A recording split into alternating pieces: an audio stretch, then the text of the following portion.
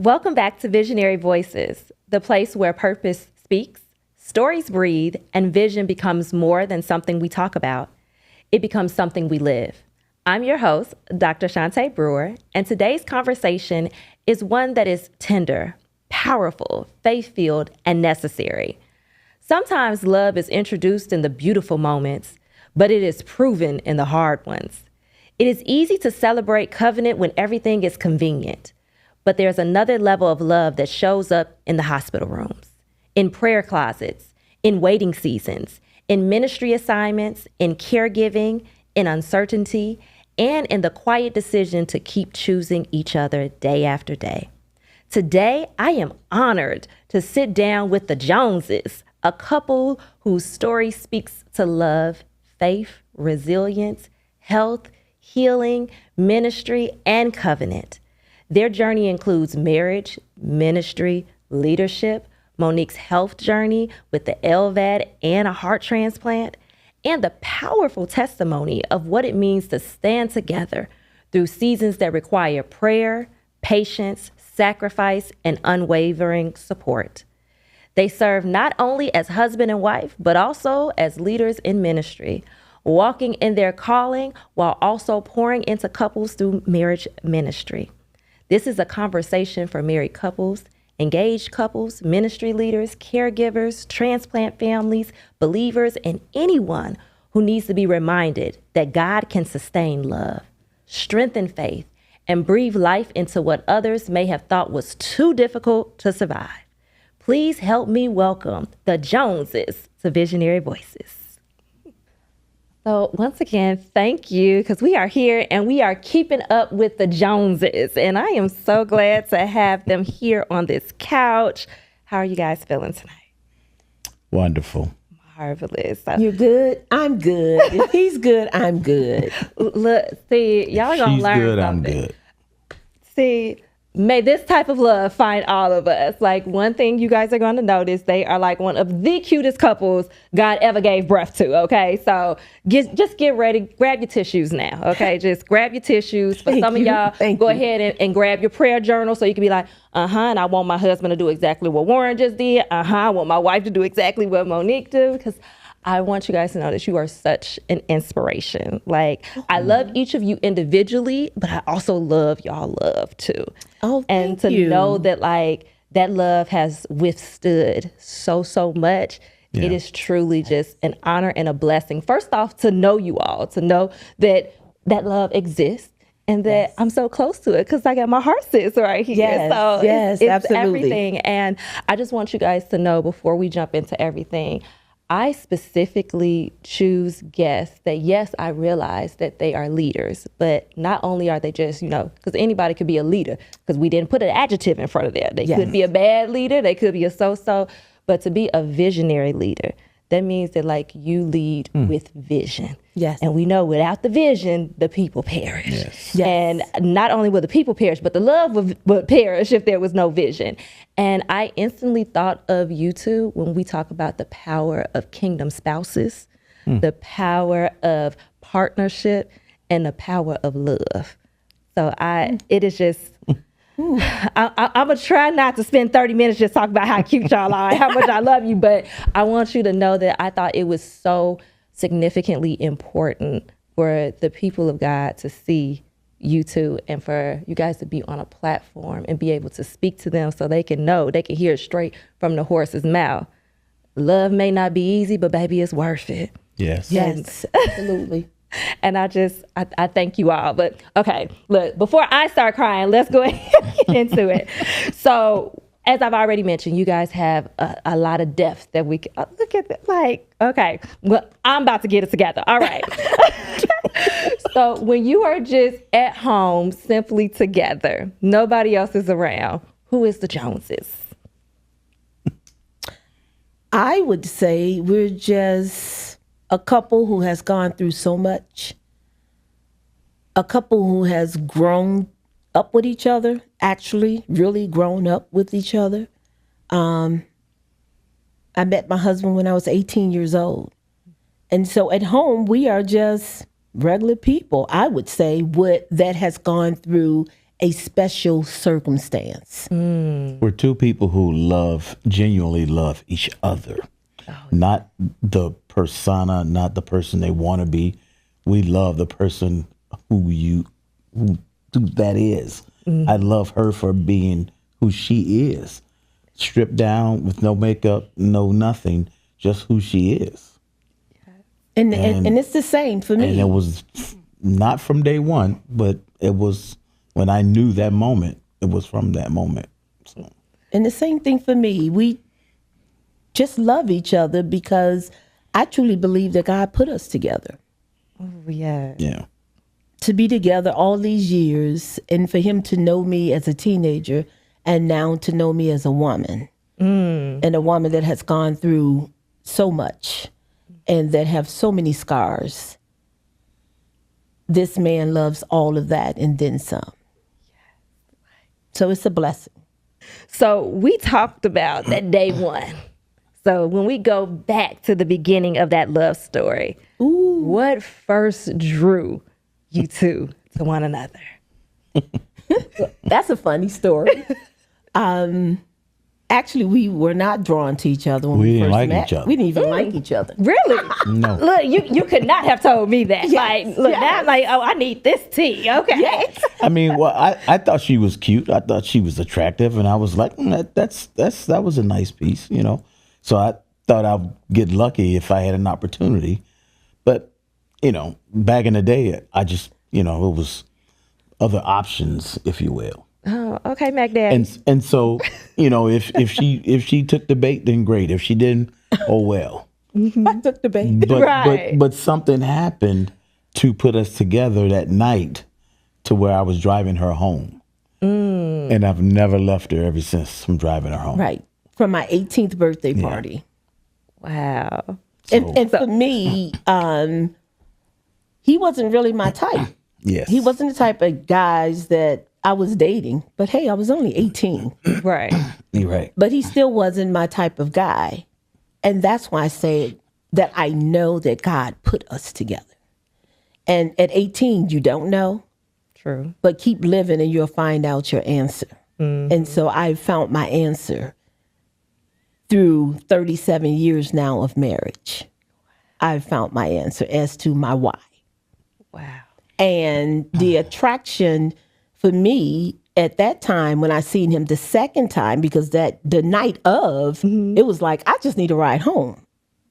Right. But when he came to visit me and he smiled, I seen his dimples and I was like, uh-oh. What? I didn't see that. I didn't see that the night before. I didn't see that. And so that was my attraction. The dimples got me. And see, that's how you always know that it's real when it's something, the smallest thing. Right. Like literally, it's his nose or it's his dimples. That's when you know. Dang it, I done got. Yeah, I got caught up. I got caught up on the dimples. I got caught up. He was out here like, you know, I'm just out here. I'm just out here. It's a sea of women, and you know, but I might shoot my shot at that one there. Yeah. And look at where he at, 37 years later. Right. I got caught up. Right. So when was there a specific moment, or was there a specific moment when the two of you just looked at each other and you knew this is different? It was different for me. His family have a family reunion every year. This was back in the day when family reunions, people were not having family reunions, but his family was. And he had gone away for the weekend. Now, mind you, we had been together every weekend. I mean, he's a pizza man, so I have visited just about every pizza place in Chicago. So every weekend we were at a pizza joint. And this particular weekend, he was out of town in Alabama. And I thought, okay, I'm home kicking with my girls. Right. I got finally got a weekend. Yes. You know, but I found myself like really missing him, like seriously missing him. And I thought, wow, wait a minute. I'm missing this dude. Hold on. Right. And it's not just my stomach that I'm missing the It's pizza. it's like I'm feeling a little something here. I'm feeling a little something. And so when he got back, I was so excited to see him. And that's when you know. And that's when I knew, like, okay, he's a keeper. Well, Mine's happened a little bit afterwards because I was in the August where you were talking. Yep, that was all. Mine happened like in November, December. First off, I love that this was 37 years ago and you still know the exact month. Well, that you because it was cold. Like, Because it was cold and my car didn't have heat. And I drove my car anyway with no heat to go see her. And I'm thinking, you must really want to see this girl if you driving with no heat in Chicago. with layers on, saying, I can't go see my woman. Yeah. And from then it clicked like, yeah, there's something here. So. My God. If he wanted to, he would. He would make a way out of no way. He would say, you know what? All things are possible, and I'm about to go see my woman. Like, my with God. no heat. No heat. In Chicago. Right. Yeah. So I'm just like. In the wintertime. And this, In the winter. this Ooh, is. you love me. Right. We met December 10th, 1983. The 18th birthday party. Yes. And never parted since. No. Lesson. Then for real, grown up together, evolved together. And at this point, I don't know where you think you're going because you're going to be right here next to me. And I Can't go anywhere. I think that's almost the secret sauce behind it, other than God. But I think that's the secret sauce that makes us work. Because we endured, we experienced, we grew up, and we did it together. Yes. Individually, and we did it together. So it wasn't like I brought my experience from, touring the world and she was a country girl and she didn't know no better. No, we both came from similar backgrounds, big families, the seventh in each family. Oh, wow. He's number 7, and I'm number 7. So we had And a lot 7 of, is my favorite number. so we got a lot of things in common 7 that is kind completion. Yeah. clicked us. I showed her some things, she showed me some things. So that's why I think that's why I made it work. Growing up together is you get to know the person pretty much as a teenager, because when you're 18, you're still pretty much a teenager. And so to know you in your 20s, now It's a lot you of are change. exploring life and you are trying to figure things out. And I think for us, we had the opportunity to figure those things out together, Yeah. and to explore those things together. And then in our 30s, it was still like, oh, yeah. We bought our house before we were 25. Wow. Yeah, we bought our first blessing. home before we was 25 years old. So So we knew what we liked and we didn't like. right, So we knew that. right, and we were like kids inside of a house. For the most part, we're like kids inside of a home, Wow. but growing together. I'm just loving this and just being like, okay, God. So as soon as I reached out to you guys, after I'm thinking about like the season arc and all of that, and I knew y'all were who I wanted to ask. And I instantly was like, I'm releasing this on my birthday. My birthday is 7/3. So everyone who knows me knows my 2 favorite numbers are 7 and 3. Wow. 3, of course, because Father, Son, and the Holy Ghost. And then 7, yes, being the number of completion. And then I'm like, and then we got these 7 sitting here. Yeah. Yes. And I'm the 3rd child as well. Oh, wow. So, Wow. yes, and the sister that's closest to me in age, her birthday is in July as well. So we get that 7 there too. But I'm just like, And then our anniversary is July 8th. which is my fur baby's birthday. So now I'm just like, oh my goodness, it's just, I'm gonna try my hardest to keep it together. Whew, look, we got more to get into. Let me just move. What is something that would surprise people about the two of you in your marriage? Look, I already got my bombshell surprise already. What you think? There was surprise. It would surprise people.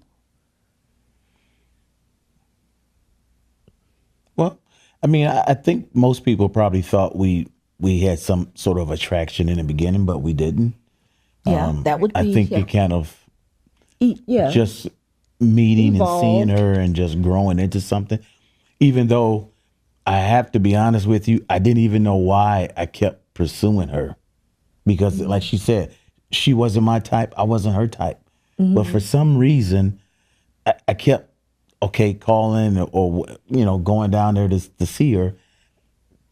Again, I can't even explain it. It was just something. Magneticism.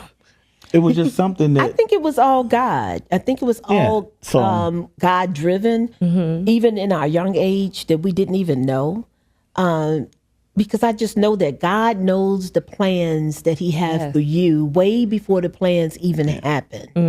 And I think that while we sit with our own ideas of what our husband, should look like, what we want them to look like, what we are most attracted to, God has other plans. Yes. And so while, some women make a list of what I want and what I don't want, well, what is God plan for you? Have you been in a prayer closet about that? I think, for us, having prayer, parents, my mom, his mom, and I had visited my mom's church one year, and I had brought him with me, and he didn't even understand what was going on because it's a sanctified church, and so we had a lot of prophecy and a lot going on. And a lot of speaking in tongues, like hollering, a good old time in the Lord. It was just too much for him. It was just too much for him. He was like, I want mass. Yeah, like, he was like, I need it's too much. structure. But I tell you got to let the Spirit have its way. Yes. But I tell you, I was young then, and this prophet told me that he was going to be my husband. And I thought, oh, you clearly don't know what you're talking about. We're just dating, and this is just... You look around, where does prophet come from? Look. And that's why... Like, he has a car. I need to get around. I don't think you understand this whole situation. Right. You need to go back and find someone else to talk to because it's not really me. Heard, right. Yeah. That's the way I felt. And I thought they was phony. Yes, he did. I can only imagine that car ride home, and it's just, so you want to go back? You really about to ask me that question? I see him that like in the nicest way possible. No. Yeah. He was like, I don't know what that was, but no. He said, I ain't really with that. But it was really, it's more of a spiritual church. Well, it was more of a spiritual church. And I got my upbringing and background from that church. And I praise God for it. Yeah. Right today, I praise God for it because I didn't know what God was doing then. But he was doing something with me long back then, and I had no idea. That foundation. Exactly. The foundation was being, laid, and my mom was putting layers on it that I didn't even realize that was happening. And so to sit here now in this space, and even though I laughed at that prophet and thought, oh no, I sit here now when God gives me a word to give to someone, and I'm like, Lord, I really don't want to do it. I really don't want to do it. Yeah. But then I can't take it home with me neither, because then I'll wrestle with it all night. So to know that prophet blessed me then, I am so honored to bless others when God gives me a word. And that is just so beautiful. And see, I grew up in a spiritual church too. Oh. But as I look now Warren, like, see, she, but I can't say as I gotten older that I'm like, there's a time to tarry and it's a time to stick to the schedule. Yes, so I mean, absolutely. I got a little bit of both in me, but thank you. And that's why I'm able to say like that foundation, because it took me going through what I went through, and even better than me, that I began to realize that spiritual foundation. Yes. Baby, that's what carried me through. Yeah. Yes. That's what I'm able to look at these people that are professionals and say, I don't care what your tests say, I know what God said. Yes. Like, and I mean, I'm not necessarily saying that you have to go to the church that's tarrying in the Lord. Right. But I was that kid that I was in church every single day. Sunday, 7 a.m. service, all the way to 9 p.m. service, and we had services in between. Yes. That foundation. Where your break was just to go right over into the fellowship hall, and you have something to eat, and you go right back. Yep. You had just enough, right before the itis was set in, it was time for service. And we knew our pastor, he had it real down pat. He did not believe in what we call CPT time. And the church and the clock, we told him for years was 5 minutes fast. He ain't want to hear it. They said, you hear, this is the church playing, which was the church's anthem. And we like, Dad, we late and everybody got to rush upstairs. But that foundation, though, and thinking about, because I'm sure in the Bible studies, you had it too, where we might spend an hour on one scripture. Yes. Until and I can hear the old bald head man now, go get the dictionary.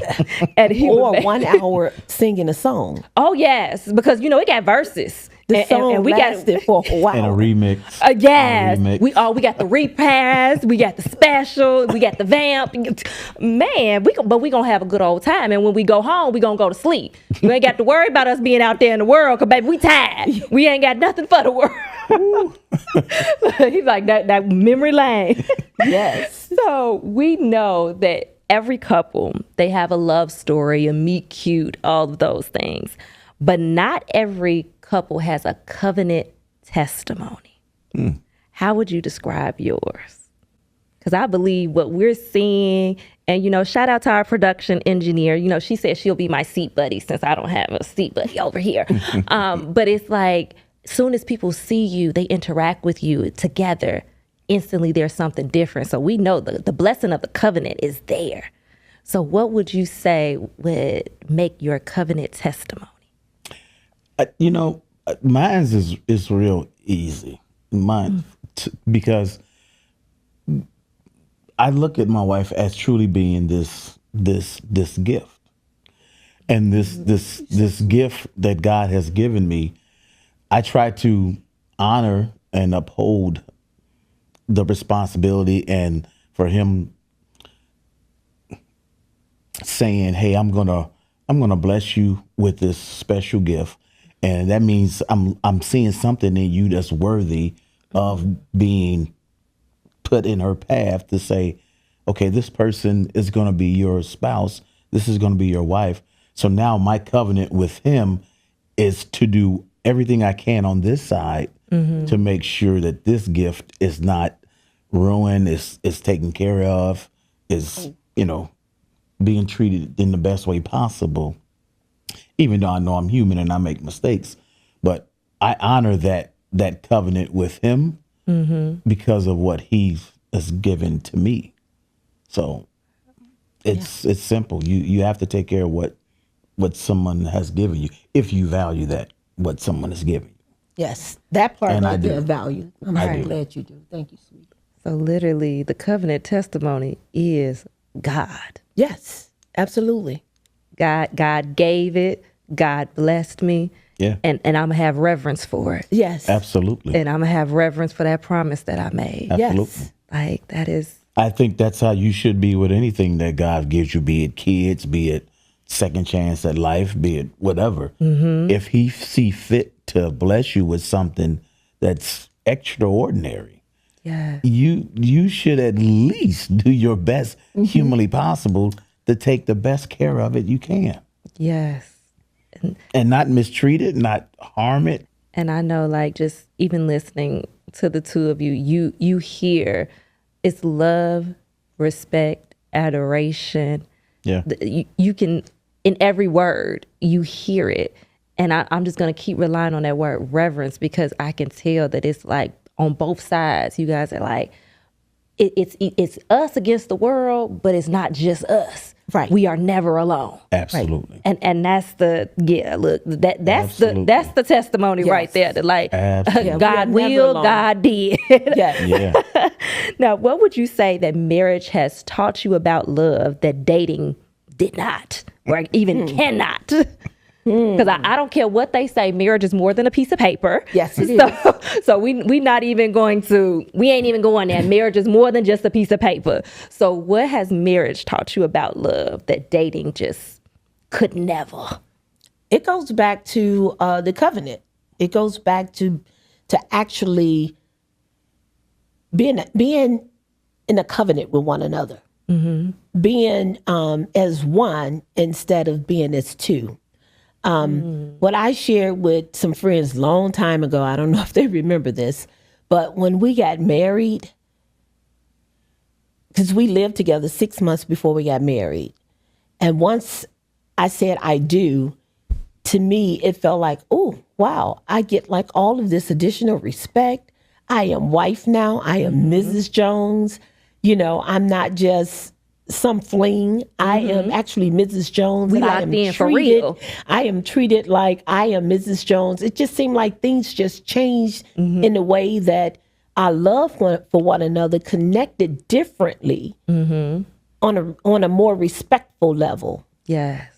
So for me, it was more of, I felt more respected as being his now lover, partner, wife. You know, that's how I felt. Well, it actually taught me more about love. It's not always about you. You know, it's not always about you. And it also taught me about putting someone else's need ahead of yours sometimes. Yeah. Because you really, I've always had a heart of sharing and giving. So that's natural for me.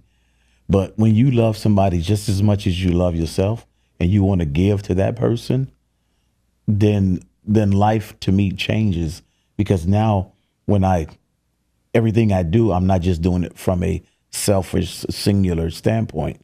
I'm thinking us now, not just me. So that's what it really taught me. It's not just me. Right. Me is too. now we. It's me It's too. us to the dust. Right. Oh, I like that. Us to the dust. Come on. and you know, I find it interesting because when you say that now, it makes me think about my grandparents, and you know, the phenomenon that they talk about, that like after people have been together for so long, they're best friends, they're husband and wife. Yes. That when one go, the other one is right. It's almost kind of like, you ain't gonna be up in that prepared place and partying without me. I'm going with my man. Right. Children, I'll see you later. Like, yes. So in thinking about the answers that you just gave, because I think that is 100% true, because we have to remember that regardless of, like I said, people try to say marriage is just a piece of paper. When things get down to the nitty gritty and even the legality of it, there are certain things that you just are not privy to until you have signed that marriage certificate, and until you have got that piece of paper that people want to act like is nothing. Right. But when would you say that you realized that love was not just simply a feeling that you feel, it passes, or is stronger one day, lesser another day, but also a constant decision, discipline, and a ministry? I'd probably say that came to me when we were going through in vitro fertilization, and it was more so the challenges that started, and that was I think the real first test of that the was marriage. the first test of Like, the marriage. Yes. You know, the heartbreak, the disappointment, you know, the monies that we had to spend and all that. It was hard on me, and she was reassuring me that it's okay. Yeah. She with you for you. Yeah, He had but- already said whether exactly. kids, anything else, but to me- she was with you for you. Yeah, but to Exactly. me it was like no. You know, it was a tough pill for me to swallow, to believe that she was okay. That if we couldn't have kids the natural way, it would be okay. And to me, that was the moment. Like, okay, this ain't for play.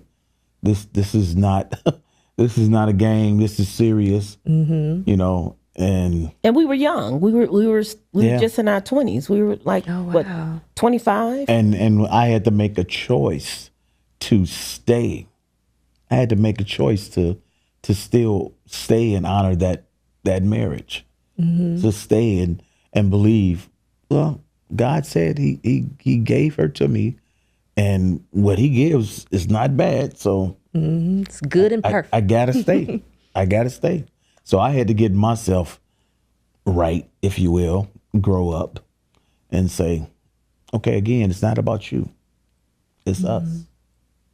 And of course, on my end, I kept reassuring him that I did not marry you for that. If that happens, then great. And if it doesn't happen, then guess what? We're still going to be here together. Right. Rocking it out to the dust. Because I love you, not what you can give me, but I love you for you. Yes. And I was serious about that when I said I do. I was dead serious. Like, I'm going to be with this man forever. Right. I'm one and done. Yeah. That was my thought process. Not only, thinking about that, but I felt like, God, you have guided me all of this time. And I was young thinking like this. Like I said, I was 25 and I was like, God, if you see fit, then it's going to happen. And so I just kept praying. I said, I'm just going to pray about it. And I told him, pray with me. We can pray on it together. And if God says yes, then it will be a yes. And as my mom would always tell me, if God says no, or if God don't do it, doesn't mean that he couldn't do it.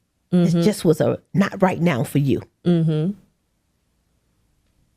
I'm noticing another common theme that I'm loving here, that with that God, we also got that faith. Yes. That we going to work this out together. We going to walk by faith together. And oftentimes we feel a type of way when God tells us no. I heard something, I wish I could remember who said it so I could give them due credit. But it was something where it says, if we say that God is our Father, we can't get upset when God parents us. Parents don't always say yes. Right. Sometimes you're going to get a no. Yes. Sometimes you're going to get a not right now.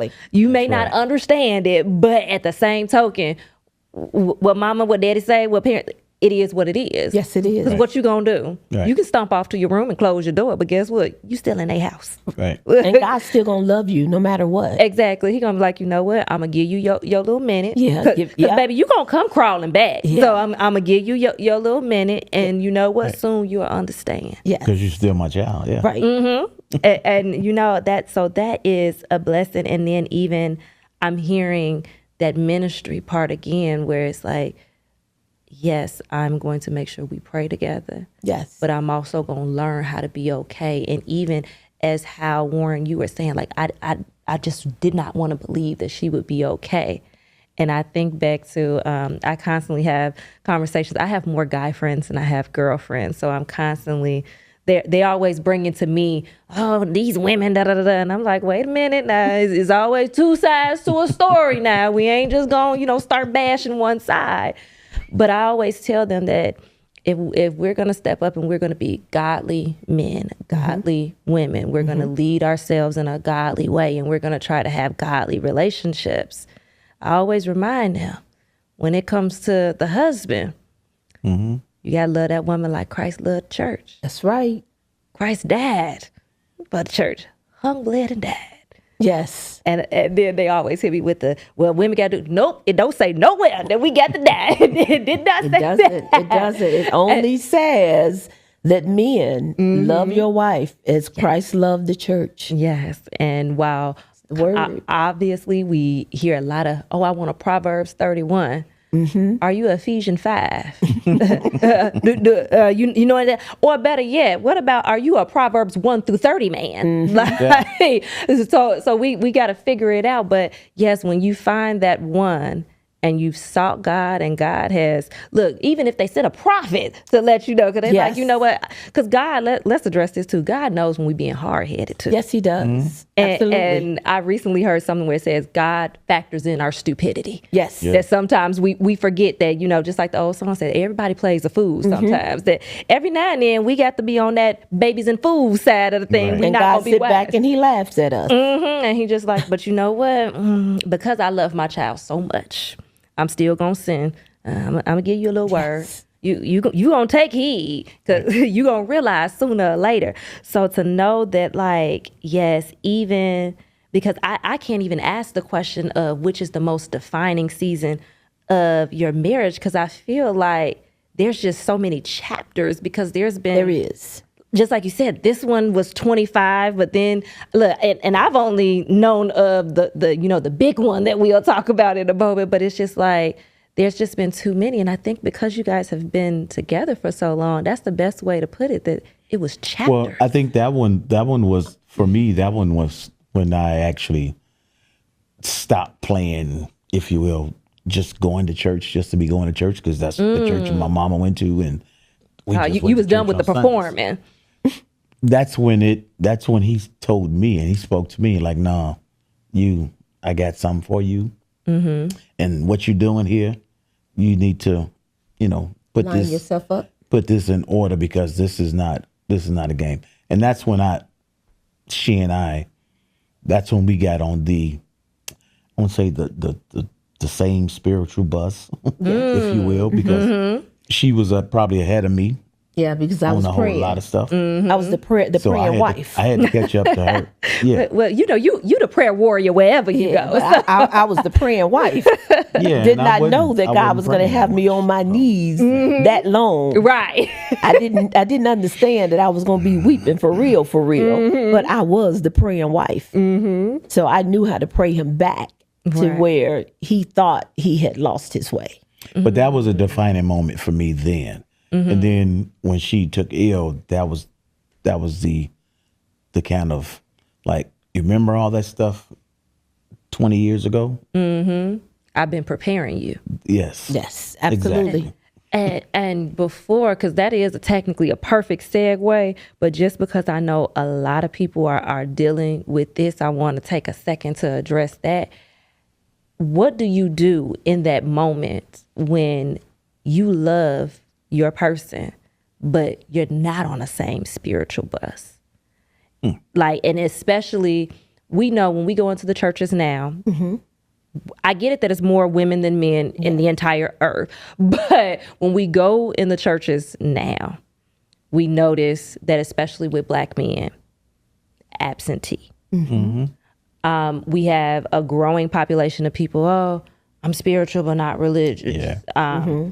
But some kind of way, I don't get it. You allegedly spiritual, but you don't pick up the spiritual book. Make it make sense. You're not having certain conversations. Like, I don't get it, but hey, to each his own. Right. But what advice would you give to someone who is dealing with, we not on the same bus? Dare I say, maybe your partner's on the short bus, and you on the regular, going to the gifted school across town. What do you do in the meantime, in between time? Because we know God can mature you and develop you. Yes, absolutely. But that waiting season, that waiting period, while yet there is growing and developing happening, what can one do? Well, for me, it goes back to when I was in that season, that I knew for sure that I knew God. And even though I had gone through a few things with losing my father and kind of lost my way, but again, that foundation that I had growing up as a kid and then as a young adult, that spiritual foundation, and being around a lot of spiritual women, and my mom being a evangelist, it taught me that when I got in that moment was to go to my knees and to cry out to God. Yes. I'm reminded of Hannah. So at that point, that was me. I was Hannah at the altar, and I was crying out for my husband and for us to get on one accord, some kind of way. But I had faith to know that it's going to happen, but probably not at the time that I was looking for it to happen, because, sometimes we want things to happen like that. On our time. And God wants us to learn from what was happening so that we can help someone else along the way. Yeah. Because you can't help anyone if you've never been through it.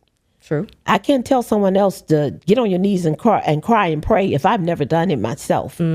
But I knew one day in the kitchen, I was washing dishes and I was waiting for him to come home. And he was still going through this whole process of, well, I don't know, because we have not, we can't have kids. You're not going to want me anymore. And I was like, no, that's not it. Come home, so we could figure this whole thing out. And I knew when I hung up the phone, I just fell to my knees. Mm-hmm. It was as if God had pushed me to my knees. And I don't even know how long I stayed on the floor. But he rung the doorbell as I was on the floor. In the middle of my mess, I was on the floor, crying out to God to save our marriage and to save him and his thought process of what he was thinking about. So for me, I would say that it is being faithful unto God and knowing what God has for you is for you, and that God is going to keep you through the storm. Because there's going to be storms in your life. Oh, yes. But you got to know that God is going to keep you through the storms. And we have gone through so many storms. And I can tell you, we just kept our eye on the storm. So, I can go on and on. So I'm trying to hold myself and not get too deep. But at the same token, I also feel like these are the conversations that's literally going to save. We're going to get to the part where it can save somebody's life, but definitely save somebody's marriage right now. Because it might be somebody that's sitting up there like, Lord, I feel like it's taking too long. I'm the only one praying. I'm the only one shedding tears. But we as women also have to acknowledge it be some things, even though they be looking all stoic, it's some things that be stirring up and going on within them. And we have had couples that have come to us that are in the storm. And for me, my conversation with the woman is, keep praying, keep believing, keep knowing that God sees and he will answer your prayer in due season. But don't give up. Don't give up on God. Don't give up on your marriage. Don't give up on yourself. Keep pushing. But from a man perspective, though, it's hard. And I would just tell any man who's going through whatever ordeal or battle he's had. You got to first check that male ego, your maleness, because we are men and we are conquerors. We're fixers. And we take stuff. We're Superman. Yeah, we take stuff, and when you go through something that you have absolutely no control over, you can't do a damn thing about. When you go through something like that, we got to check that manhood at the door, because it's higher than you, and it's going to take something bigger than you to get through. So you need to just check that first of all, because you can't figure it out. Don't even try to. Right. and that's what I had to learn. I had to learn that I can't hit my fist up against this wall no harder. I'm not going to fix nothing. I'm not going to solve no test results. I'm not going to change nothing. So I had to come to the realization, okay, all this stuff I've heard about, I went to church and my mama sung about, and I hear all this stuff. It's time for me to really take that and to really live it instead of just going, hearing and singing the songs and not really taking it in. It resonated, and he went from being just merely a hearer of a word to a doer of the word. Yeah. He said, I'm going to have to put this word to work because my fist ain't going to handle it. Yeah, so I would tell all the brothers that, look, just check your manhood, because sometimes you have to check it. Yeah. Speaking of things that are outside of our control. Yes. I could only imagine you loving your wife in the manner of which you do. And then next thing you know, you get these test results and all these doctor visits. And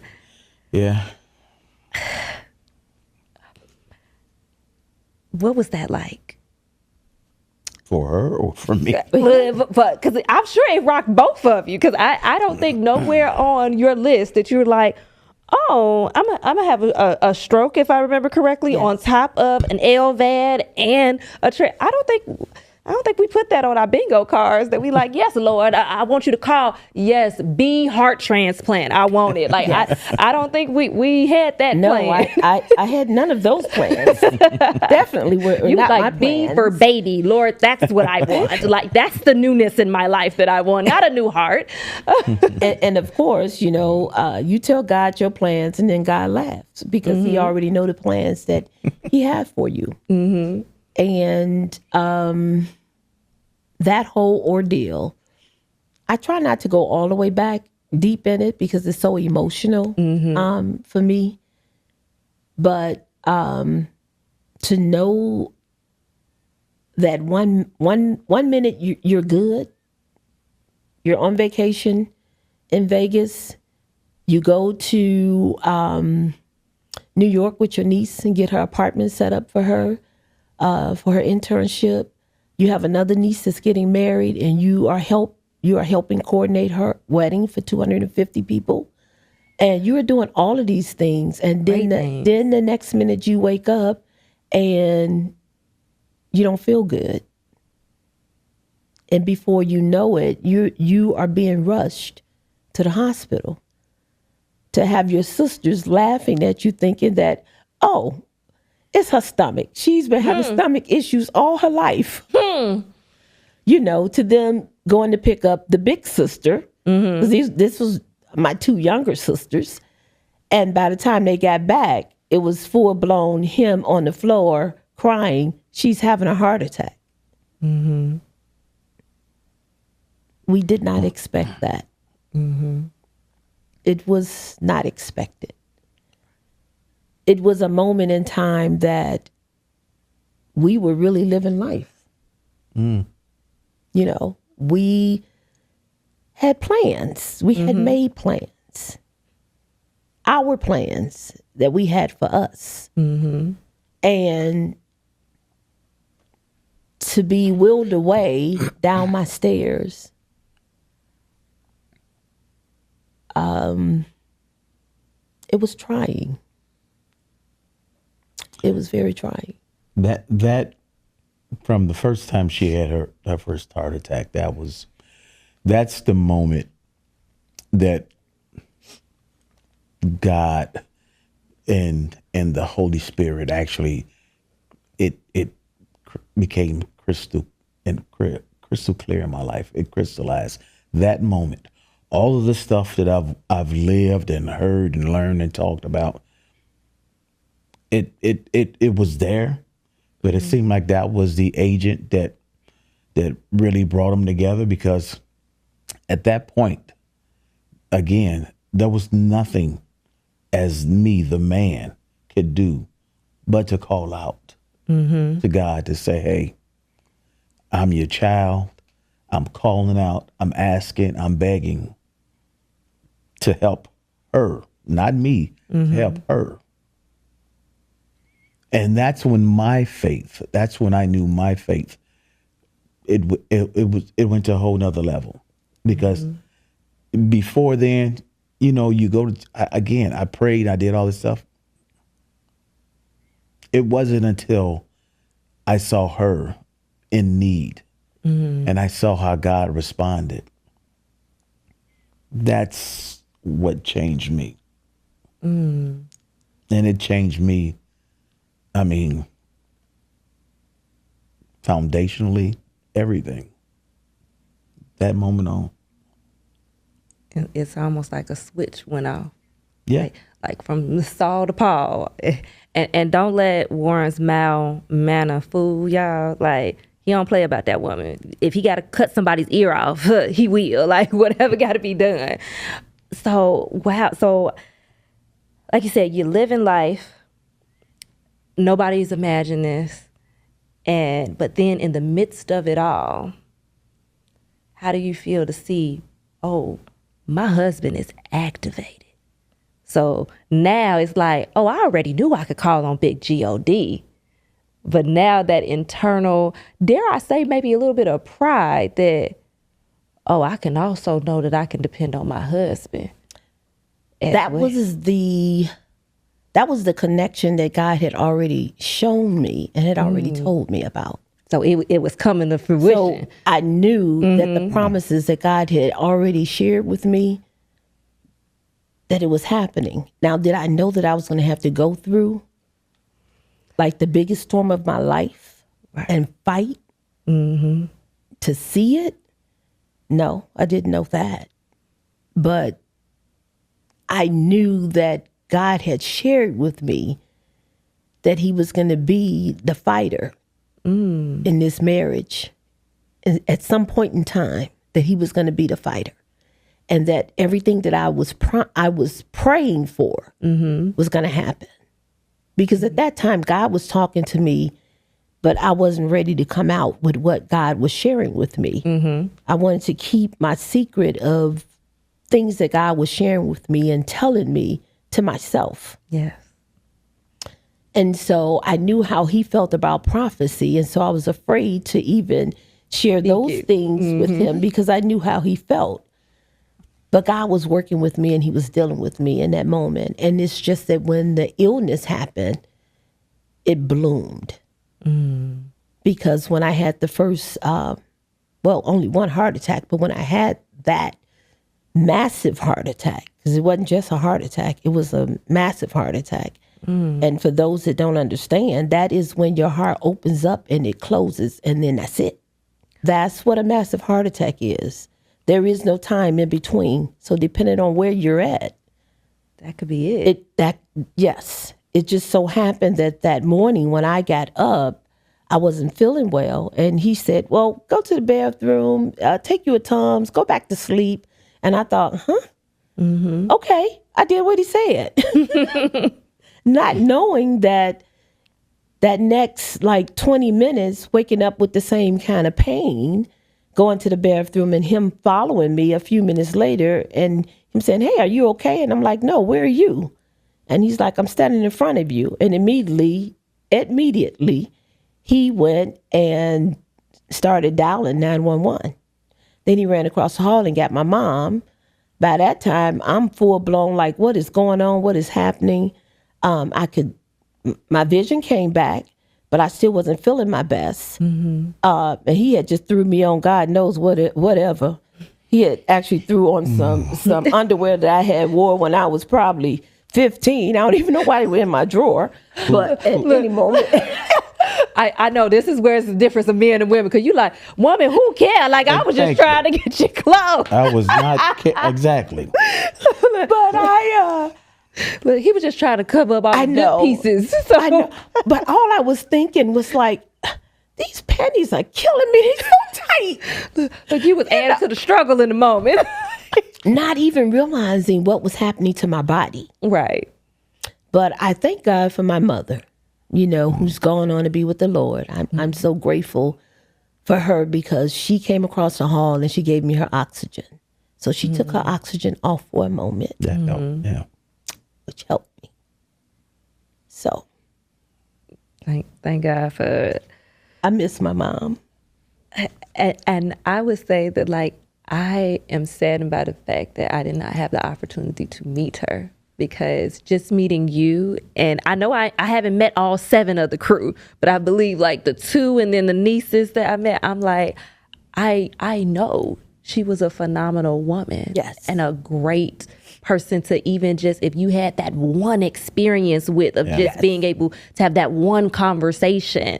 Yes. But I am one of those people. I would have to say, I do believe, I know sometimes people say, oh, the dead know nothing of the living, etc.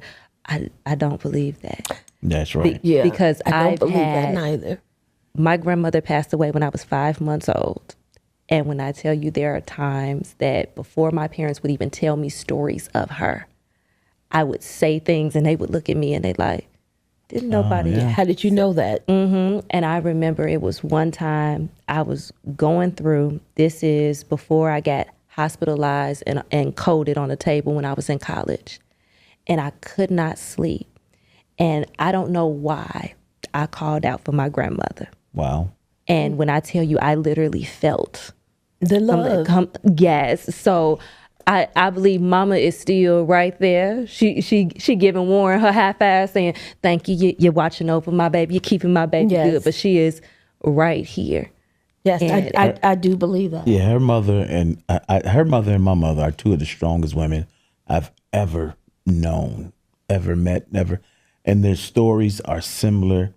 And when I tell you, they are the kindest, sweetest people. Yes, absolutely. Yeah, and I lost my mom, and then 7 months later, he lost his mom. So we have look, this 7. we have truly gone through. Going back to when my mom gave me the oxygen. Mm-hmm. So when the ambulance got there, they thought I was already on oxygen. So they gave me oxygen, which helped save my life. Right. When I got to the hospital, they couldn't find out what was going on. It just so happened that the head of the heart team Cardiology, was there. And he said, well, run the test one more time. Is she saying her chest is burning? And the next thing I knew is that they were saying she's having a heart attack right now. And I was out. And I was out for 7 days. That's 7 again.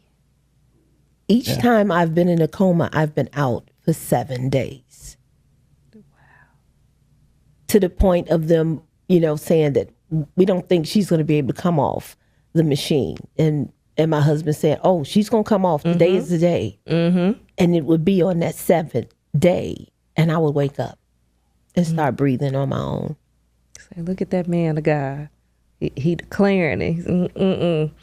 And, I believe that our marriage got much stronger in the Lord after having the massive heart attack, going through a full year of still not being well, and knowing that something was still off because I couldn't do just the normal things. And we spent the whole year of thinking, well, do we need new medicines? What do we need to do? Just to find out from one of our doctors that, oh, you need to go to a bigger hospital, And so that's when the research came in with us just researching and praying. Mm-hmm. That's when the prayers came in together. We're praying and we're researching and we're praying and we're researching. And at that point, we knew that God was going to do something. Because in that first coma, God had promised me that he was going to do a new thing for me. Yeah. And at that time, I'm thinking like, okay, God, I don't know what this new thing is, but I know that it's coming.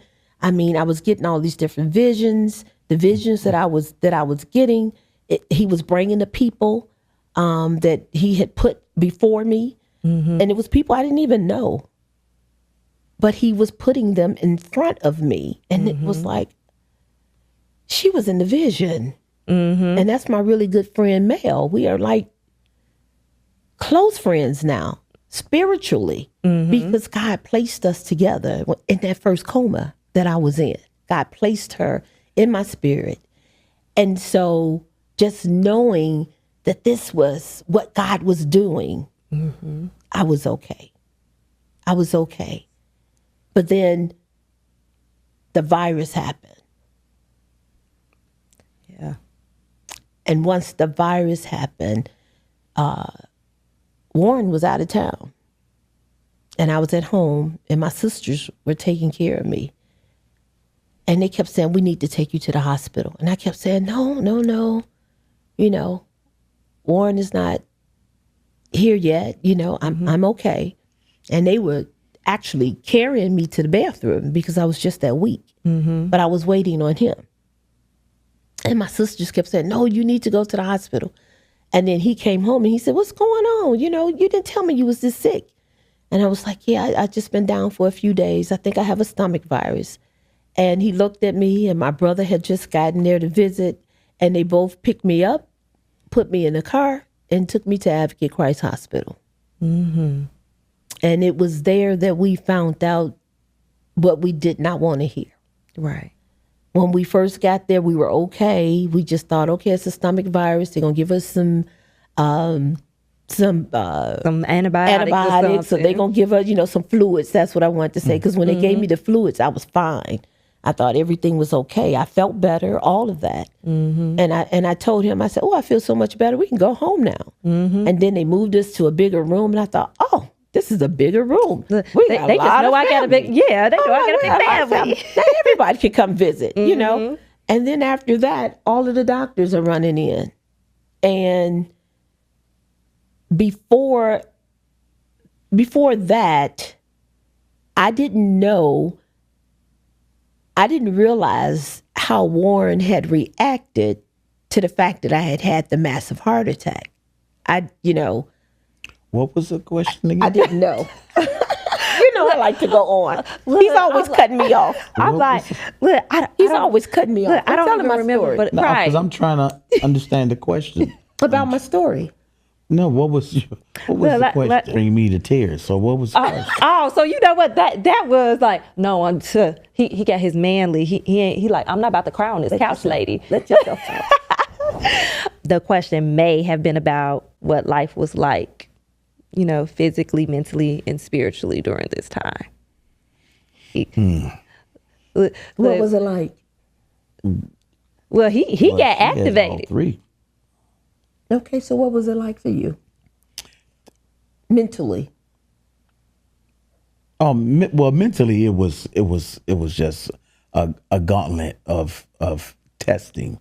It was truly saying every day was a test, not only of faith, but it was just a test to say, okay, we're not trying to win the war. We just want to win small battles every day.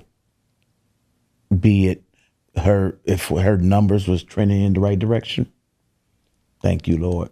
That was a good day. We won that battle. Now tomorrow we'll deliver something else and we'll look at that one and we'll see what that is. So that's what it was for me. It was every day, small battles.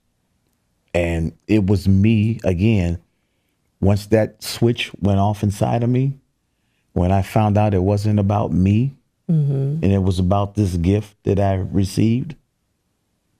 And that's when you said, I'd kill a brick. Yeah. Yeah, that's when it hit me. It's like, I'm not playing about this. And I politely even told one of those doctors, don't come out of that operating room without her. Because I'm telling you, I'm not in a good space right now if you come out of that room without her. So I told him to treat her like the Queen of England. Don't come out of that room without her. And they didn't. Look, because they knew what was good for them. Like, they saw you was not playing. Like, I was just not in that headspace to say, I wasn't accepting what man is saying. Oh, she'll probably never get off this ventilator. She probably would do this. So no, I just wasn't. and I want to say, I'm sure Monique and all the family has already said it, but I want to say thank you for that. Because being someone that I know what it's like when, look, I was only out for 3 days. So that's when my other favorite number came in. But it's just, we need that person that is still, I don't want to say in the land of the living, but still out there being that advocate. Yeah. Because unfortunately, the way our healthcare system is what it is. Yes. But if you do not advocate for yourself, and if you're incapacitated at the time, you literally can't. So you need somebody there to advocate for you. And the fact that you brought to the battle the greatest general that there ever was, that you, my God said, Yeah. this is what it's going to be. So I have to ask this question now that, since, you no longer Saul, you Paul now and all that. Like, how do you feel about prophecies now? Because I mean, what you can correct, but I thought I heard him prophesy. No, I did coming not. off now. It's 7 days. I did. I did not believe in prophecy. I did not. Just some of the places where I was at and they were doing it, I just thought it was You was like, it's too much theatrics. a little bit of, for sure, a little bit. Okay. But I do believe in it, absolutely. Okay, look, I had to check in because I was like, oh, wait a minute, we have some character development that. No, he does, and he knows that God. Yeah, I mean, I've always believed it. Yeah, and he knows that God speaks to me in such a way, and when I tell him that God is speaking and that I need to talk to a certain person about a certain thing, then he knows that, yes. When she said that God told her he was doing a new thing, I based from that day, I don't know if I was in the promise. The promise that God, the promise that God gave me. You called me, and I shared it with you in the car.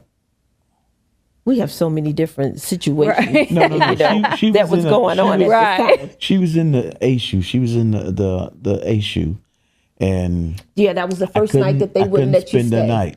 Yeah. So I slept in the car in the parking lot, and she called me and told me that God was doing this new thing. Mm-hmm. And so from that day on, I that's when every time I prayed on that new thing, and I stuck to that because I believed in what she said the Spirit told her. The alignment. This is what purpose partner look like. Yes. Yeah. Because sometimes we think about this big thing in ministry or whatever, but baby, you can't complete your purpose if the blood is not running warm in your veins. No. And when you have a specific gift and God is going to use you in a great way, unfortunately, the enemy knows that as well. Yes. And the enemy will Absolutely. try to take you out. Yes. But and God. that is what was happening. But look, your mama God. said, here go the oxygen. Yes. Look, your husband like, oh, y'all done messed up now. I'm activated now. Yes. and Activation power. And I've always found it wonderful that our hospital happens to be named. Nice. So when we want to talk about being at the right place At the right time, and the fact that you started at another hospital, Yes. and they had to admit we don't have the capacity, Yes. Right. the honesty that it took. Yes. Now I'm sure there's probably somebody in that hospital saying you shouldn't have said that, like, oh, that means we lost a patient or we lost some money or whatever. But the fact that yet again another angel that Yes. stepped in, get her to where she needs to be Right. so she can get answers. Right. Which at that point we know it was just the divine. Yes. That was just telling me, this is not the end of your story. But we're just going to start it here because it has to be a part of your testimony as to how God was moving. Because we probably would have never did the research Right. that we would have done on doctors for God to put those particular doctors in our lives. Yes. But we prayed for the right doctors to come into our life. Yes. And God gave us one of those doctors that we had prayed so much for because we had looked him up. We found out all the information about him, everything we wanted to know. Our primary doctor recommended him. Right. Our primary doctor, Dr. Michael Ward, Yeah. he recommended Dr. Power to us. And when we went to go and see him, his office at that time did not take my insurance. But it just so happened when I got really ill and I was in complete organ failure because of the stomach virus, he walked in the room and he said, hey, why am I not your doctor?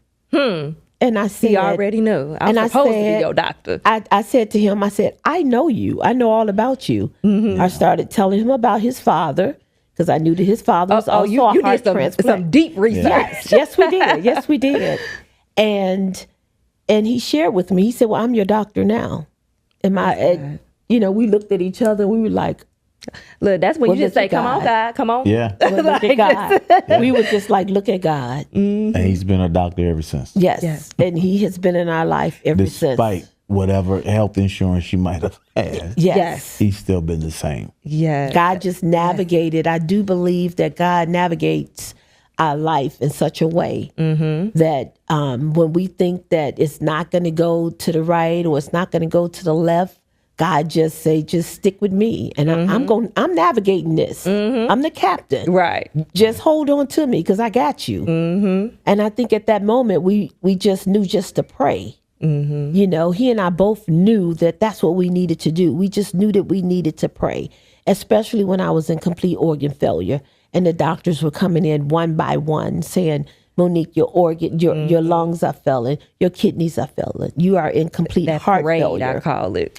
Yeah, there was You so know. many moments that you can trace back to where we know it was nothing but God in that gap. You know, like that poem Footprints. Yeah. And he says, you look back over your life And you only see there's one set of footprints. That's it. There was so many moments that So there was many. only one set. Yes. And now I'm sure everyone out there can tell that you guys are super duper qualified. As my aunt would say, you're certified and bona fide when it comes to this here thing of marriage through the trials and the tribulations. Yes. So Through the storms of life. right, yes. Look, now I'm thinking about that old song, Through the Billows. Yes. But what advice would you give to a couple that is going through a storm? It may be health, it could be something else, but because we know at the end of the day, a storm is a storm. Yes. Right. Absolutely. And I would say that you're not alone. You're not alone. You're not the only one that's going through a storm. Hang in there. Keep praying. Keep having the faith in God, knowing that He's going to bring you out.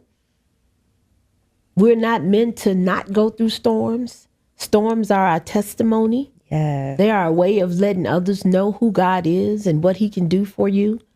I sit here not because I'm perfect at all. I sit here because God did a thing. He did a miracle. You know, according to doctors, I'm not supposed to be here.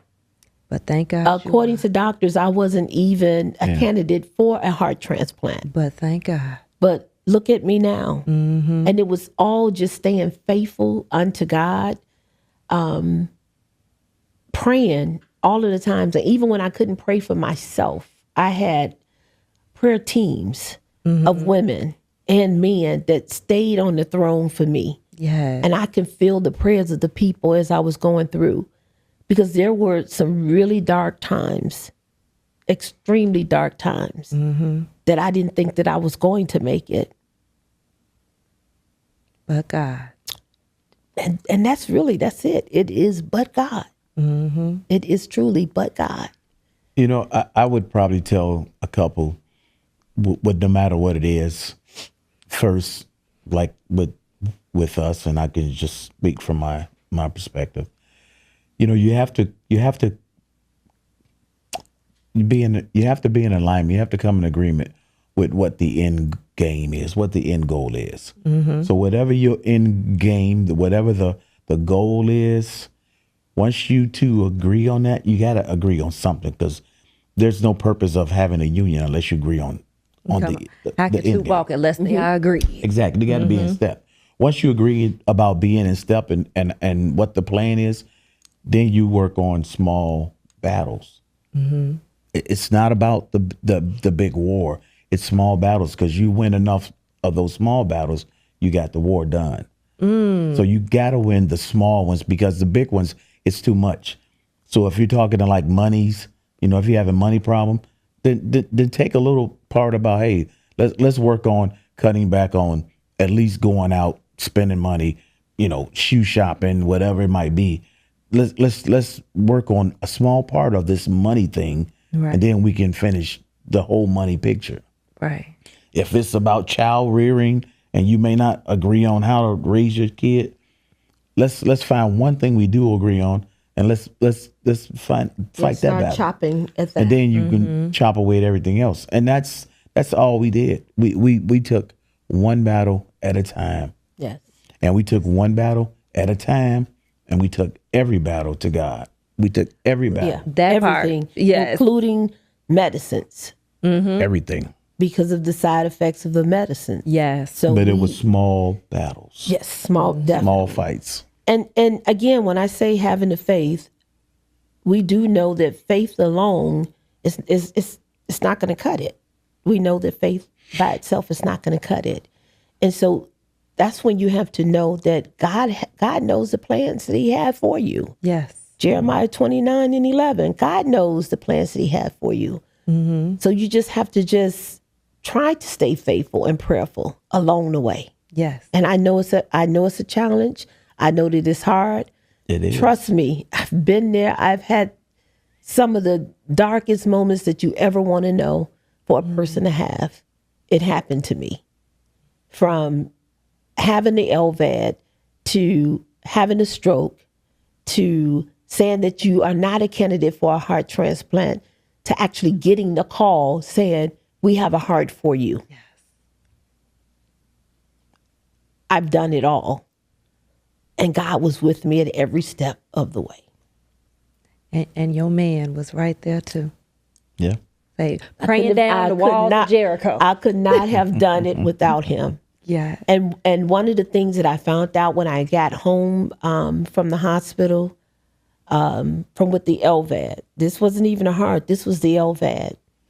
In the back of my closet, when I went to close the door, there were all of these different notes all over the back of the door. And I began to read the notes, and each one of them was every day that the doctors were saying that this was not looking good and this was going to happen. He had wrote notes and wrote it down in a prayer to God that when he go back the next day, that would be changed. And so all of these notes, they are still on the back of my closet door. So those prayers that he was praying way back then, they are still on that door. I used her closet as my war room, if you will. I mean, I think it was fitting because you were praying for her. So you was just like, I want her essence here. Like, Lord, I'm coming to you someplace that you know she be often. Yeah. But there was small requests. Everything was a small way. Like you said, those small battles that you were chipping away at. And it was like days that he would write and say this. And then you could tell he came back the next day and he would write and he would say this. And it just touched my heart in such a way. And now for that, that has always been my prayer room. But now it's like the power is there. Like more power because is those there. testimonies are there. And we know it's power in the testimonies. Yes.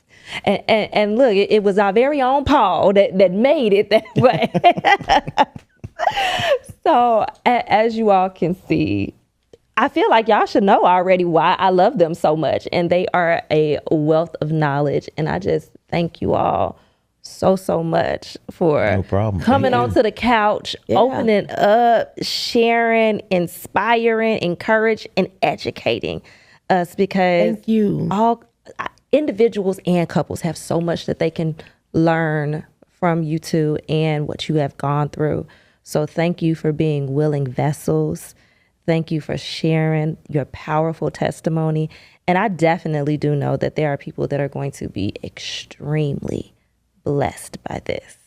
And I know that there's only just greatness coming further on. Well, we appreciate that. and that is what that's why we agreed to come on, because it's all about helping someone else along the way. And so we appreciate you and we thank you for giving us this opportunity to sit, at the couch and talk with you.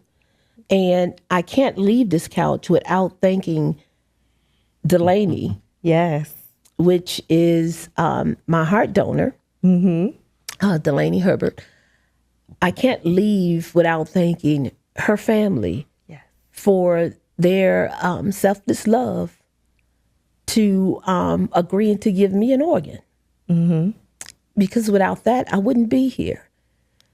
But we also prayed for that in advance. Even when the doctor said that I wasn't a candidate, we prayed for whatever family it was going to be, because we knew about death and what that feels like. Yes. And so we knew that they were going to have to lose someone in order for me to continue to live. And so I can't leave this couch without thanking Jennifer and Spencer and Delaney's son, which is also, I feel like, is my son. Say that's your baby. Camden. They are always the thought process in my mind on a daily basis. And I just can't leave without saying thank you, and how grateful I am for them being in my life right now. Yes. And continuing supporting me in everything that we do. Thank you for allowing us to share. Yes, like it is my pleasure. I know all of you were indeed blessed. And if you have not caught the theme, first and foremost, make sure you get you a purpose partner, somebody that's going to pray and advocate on your behalf. But in addition to that, if you have not considered it, please consider organ donations, because yes, myself and Monique, we sit here today because somebody said yes. Yes. And we are grateful for, indeed, that gift of hope of which we are ambassadors for. Yes. So, yes, if you are in Illinois, look up Gift of Hope. And thank you guys so much once again. Thank you. So, to my Joneses, thank you so much for trusting Visionary Voices with your testimony and your story, your love, and all your wisdom. To everyone watching or listening, I pray this conversation reminded you that covenant can survive pressure, faith can survive uncertainty, and love can become even deeper when it is rooted in God. Whether you are believing God for healing, standing beside someone you love, building a marriage, serving in ministry, or simply trying to keep your faith alive through a difficult season, let this episode remind you that you are not alone, and God is able to sustain what He has assigned. Make sure you share this episode with a couple, a caregiver, a ministry leader, a transplant family, or just anyone who needs some encouragement today. Until next time, keep living with purpose, keep speaking with courage, and keep believing that vision still has a voice. I am Dr. Shante Brewer, and this has been Visionary Voices. Thank you, and God bless. Visionary Voices, where your purpose